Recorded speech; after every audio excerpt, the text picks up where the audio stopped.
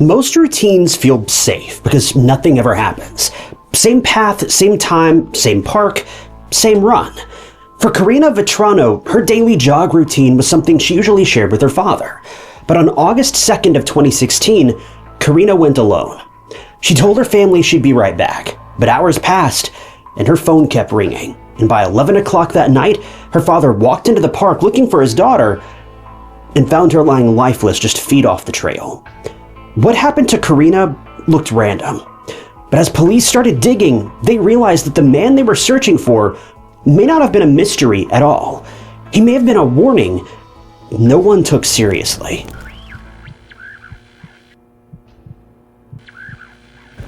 It was August 2nd of 2016, and Karina wanted to go for a post-work run in Spring Creek Park. This was normal for her. The place wasn't foreign to her or her dad. If you remember, Karina and her dad, Phil, would jog together almost every single day. Karina was active and she jogged pretty much her whole life. But on this day, Karina was not accompanied by her dad. See, Phil was suffering from extreme back pain and he wanted to take it slow that day. So Karina decided to just go on the run on her own. Phil wasn't too comfortable letting her go on her own, but she waved off the concerns and told her family she'd be right back. She got dressed in her running clothes, and she took off. Her jog wasn't super long. It was decent, but sometime later, her parents got a little worried because it had now been hours, and Karina hadn't come back. This was very much unlike her. As far as her parents remembered, Karina didn't mention having any plans after that run, so where was she? Well, Phil and Kathy tried calling her, and that was when worry seeped deeper and deeper into their hearts. Karina wasn't picking up her phone. She had her phone with her, she always did, on her daily runs and jogs, but now she wasn't picking up. And too much time had passed. Too much for Phil and Kathy's liking. So they decided to reach out to their neighbor, who happened to be a New York Police Department police chief. And that was when a ground search got underway.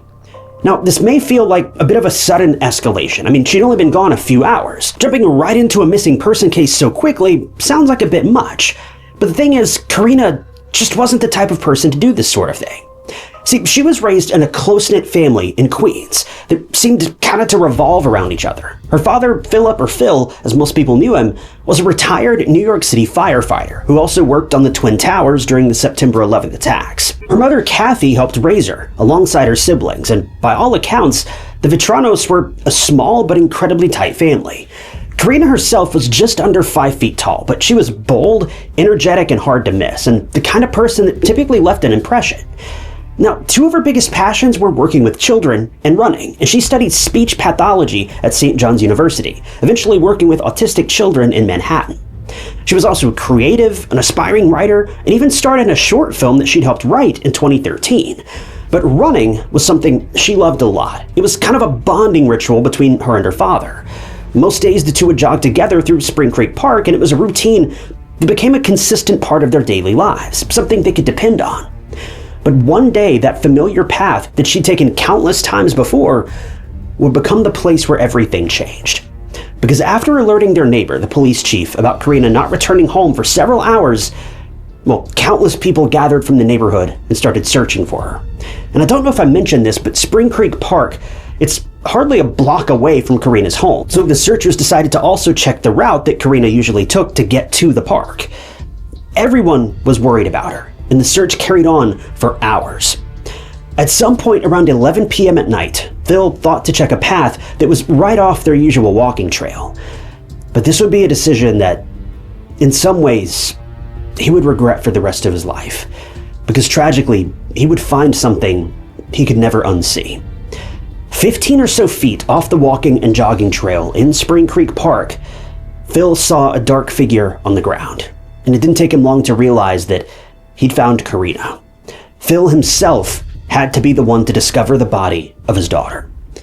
Phil was immediately pulled away from the scene, and he was understandably in disbelief, wanting nothing more than to go over to his daughter and just hold her. He was inconsolable.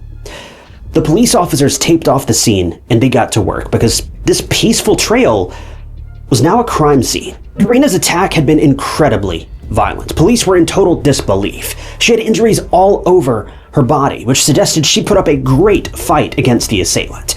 She was trying everything in her power to save herself, but she was unsuccessful. Unfortunately, it looked like there was a perverse motive behind the crime too, which only added another painful facet to this already tragic case. Forensic experts took over the scene as well, and they managed to find a significant amount of DNA evidence on Karina and nearby too. Her phone was also found at some distance away, and it was tossed a few feet from her body in a patch of weeds. But the disturbing thing was, she was murdered by the assailant's bare hands. The evidence also suggested she tried to stop the onslaught as much as she could during that time, but was relatively quickly overpowered. It's believed that she was grabbed while she was on the trail and then dragged out of sight, but the entire time she fought with everything in her. But the thing is, no one knew exactly how this had happened, who'd done it, or more importantly, why. The most devastating part of this case was the fact that Karina was in a familiar place. Sure, she was alone, and not with her dad as she always was, but she was targeted in broad daylight. Her family needed justice for their daughter more than anything else. In a sense, after this day, getting justice for her, it became their new life's purpose, and they would not sleep until this animal paid for what he had done. But the police could never have guessed that the man responsible was right under their noses the entire time.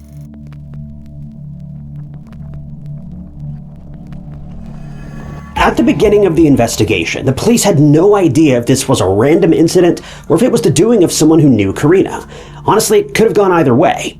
This was a place that Karina frequented. She was alone. So did someone know that she'd be going out jogging alone that day and decide to act? Or was it some actual cruel crossing of fate, and someone just randomly decided to spill violence in that park that day? Well, the police started their investigation from the ground up. They decided to talk to all of the people that Karina knew, her friends, close people, any acquaintances at work, literally anyone.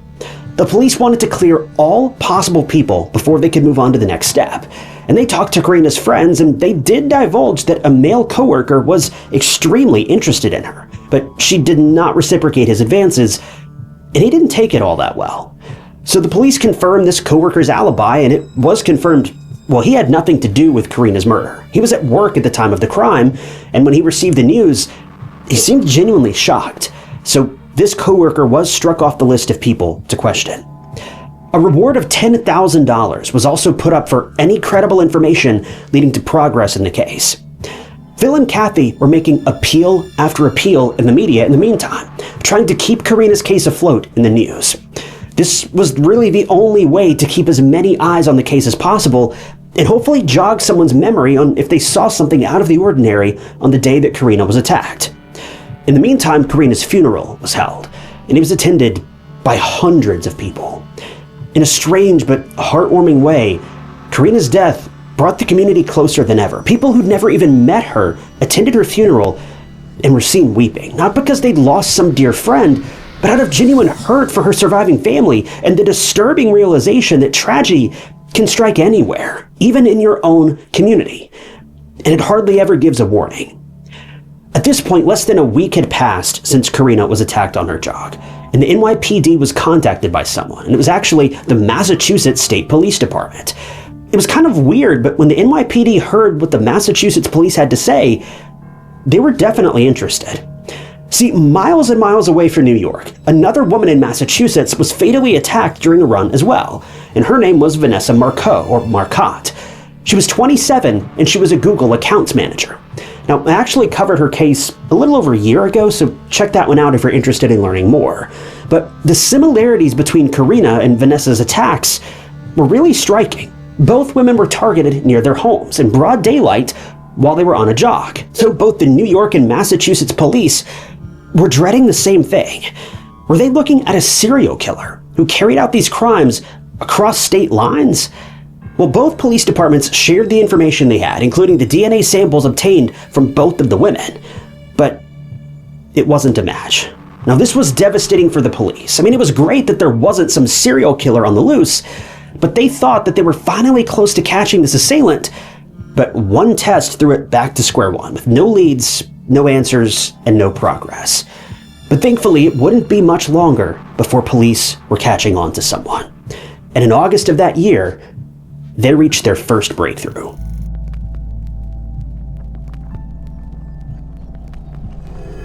So on the day Karina was attacked, there was a utility worker in the vicinity of the weed patch where her phone was later recovered. It was there that the coworker saw a man in a wool cap making a run for it on the road. And according to the worker, the guy just looked suspicious. I mean, first of all, he had no business being there in such a relatively remote area of the park. And second of all, he was wearing this thick wool cap in the middle of summer, which, I mean, it's hot outside, and it suggests maybe he was trying to hide his face or blend in with, the public or something. Basically, he just didn't want to get noticed is what it seemed like. And he also seemed very on edge and agitated. A sketch of this man was made public, and now all police needed to do was get a lead. The police played the waiting game, and sometime later, they hit the jackpot, because a Howard Beach resident, who was also an NYPD lieutenant, told them about a suspicious man lurking in the neighborhood parking lot with a crowbar. And if that wasn't enough, he kind of matched the guy in the sketch, too. Police headed off to that parking lot, and they took this man into custody. His name was Chanel Lewis, and he was 20 at the time. Surprisingly, he also lived less than 3 minutes away from the Vetrano residence. Coincidence or something else? Well, that would be something the police would find out very soon.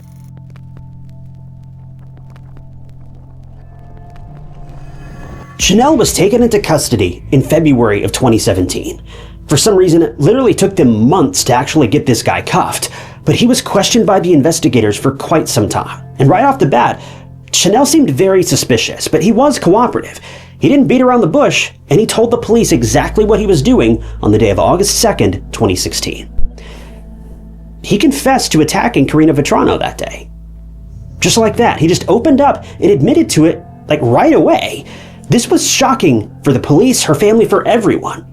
He also admitted that the attack on her was random. They didn't even know each other. They just crossed paths at the park, and things escalated. But how? Well, according to Chanel, on the day of August 2nd, he'd gotten into a fight with his mom over something, and he left the house fuming. It was around 5 p.m. when he got to Spring Creek Park, and he was walking on the trail when he noticed Karina jogging on that same trail too. And right away, things escalated. Chanel was already angry, and he decided to make Karina his target. He overpowered her, the two got into a very serious physical fight, and during that struggle, Chanel sustained some pretty serious injuries too, specifically to his hand. It was also during this struggle that the two strayed off the trail and ended up in that wooded area where Karina was eventually found by her dad. Well, after the fact, Chanel disposed of Karina's phone nearby in that weed patch, and then took off on foot. This interrogation left everyone in shock. Chanel didn't even resist. He just confessed to everything with a straight face. It basically went down as, "Did you kill this girl?" And he just said, "Yeah, and here's how I did it." Seriously. To confirm the involvement of Chanel, the detectives also talked to his parents, and they also had something to say about the night that Chanel came back home following the attack. According to his mom, she remembered her son returning home in a very disheveled state. His clothes were torn and he had injuries on his arms and face, and they were all mainly on his upper body.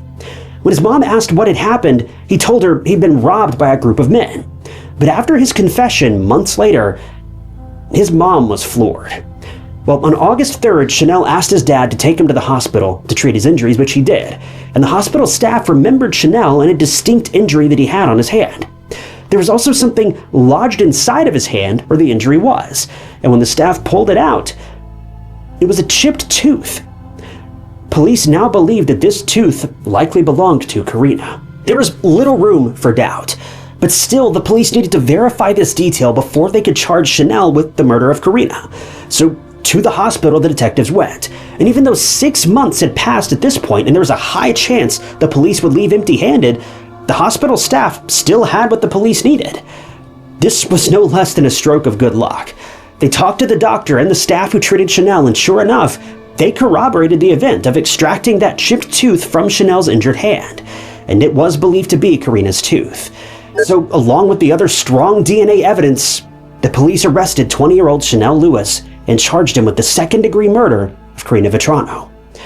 Karina's parents and loved ones were very hopeful. All they wanted since they discovered their deceased daughter in that park was to get justice for her.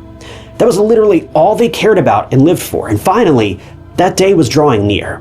Soon enough, Chanel, sporting a gleeful smile on his face, was taken away in handcuffs, and the preparations for a trial were underway because he pleaded not guilty to the charges even though he just confessed. The trial for her murder was held in November of 2018, a little over 2 years after her attack. During that trial, the state put a spotlight on Chanel's personal life and how he had disturbing thoughts about women since he was a young boy. Chanel was defined as a loner and had just a handful of friends. He loved listening to music and walking to clear his head.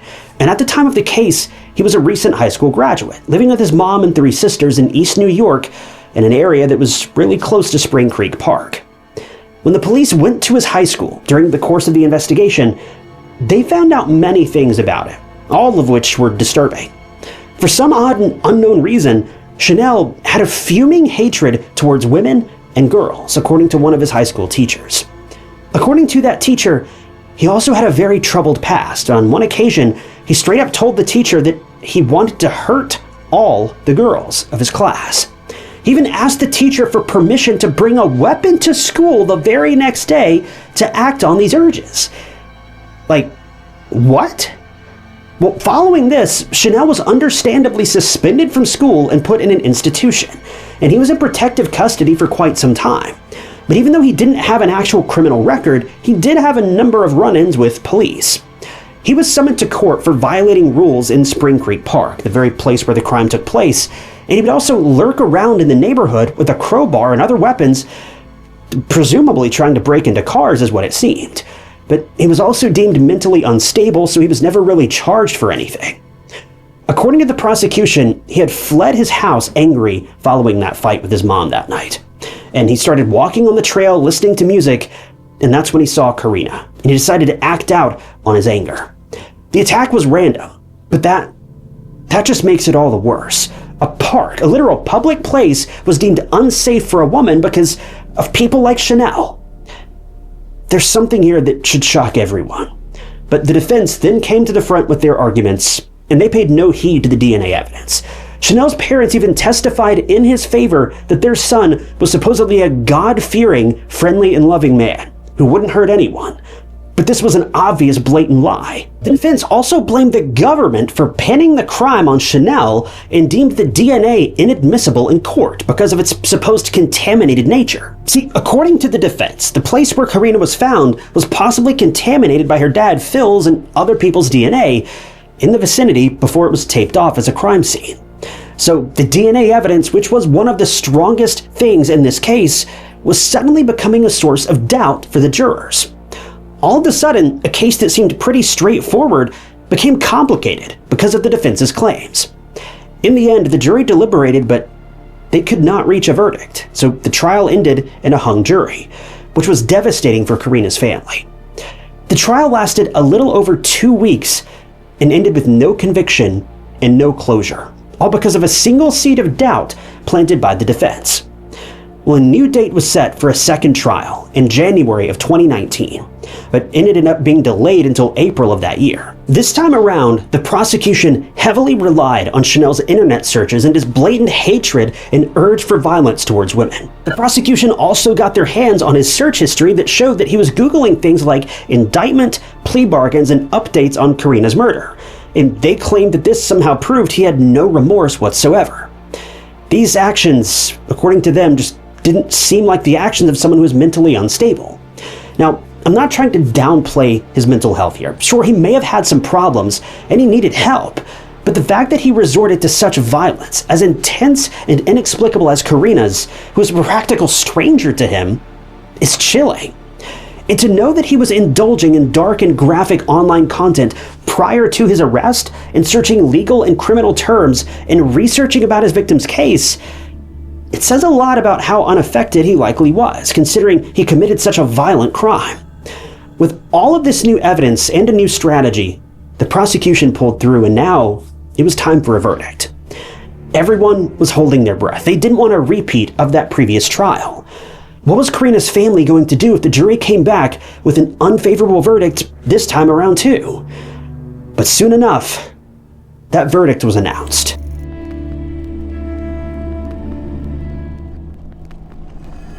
It was April 1st of 2019 when the verdict was finally read. The jury found Chanel guilty. Chanel Lewis was found guilty of 2 counts of second-degree murder, 1 count of first-degree murder, and then another count of sexual abuse. The sentencing was pushed back a few times, thanks to an instance involving an anonymous letter, jury drama, and more pain and anger for the Vetrano family. But finally, by the end of April, on the 23rd, the sentencing was given to the perpetrator, and Chanel Lewis was sentenced to life in prison with no possibility of parole.